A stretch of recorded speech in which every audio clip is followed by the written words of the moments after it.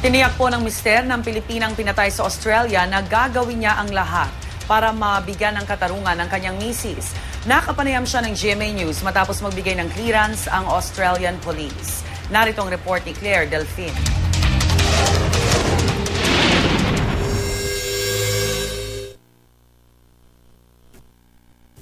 Hindi raw lubos maisip ni Corey Ryther na tutuldukan ng malagim na krimen ang mainit niyang paghihintay para sa anak nila ng Pilipinang si Joanne Canino Ryther. Ang 2 buwang buntis na si Joanne natagpo ang patay sa Brisbane, Australia nitong May 21 at hinihinalang ginahasa pa.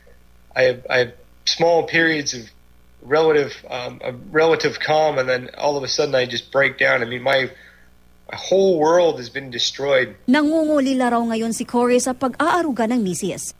When I come home from work, if she wasn't working, I'd get a big hug and a kiss, and she'd make me coffee, and we'd talk about our day, and we talk about our plans for the future and stuff. And it was just, I could never have been happier.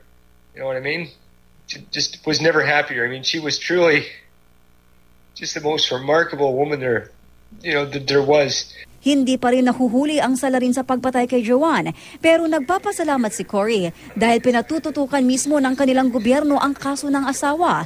National news na nga sa Australia ang pagkamatay ni Joanne at ang ilang Filipino community roon nag-rally at nag-prayer vigil para kondenahin ang krimen. Like any other Filipino, she is very hospitable, very friendly, very kind, and very helpful.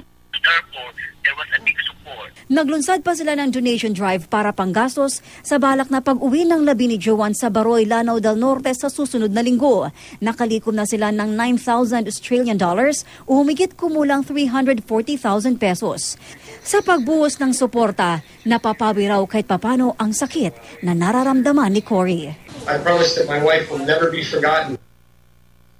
And her crime will not go unsolved as long as I live. It will not go unsolved. Para sa unang balita, Claire Delfin reporting.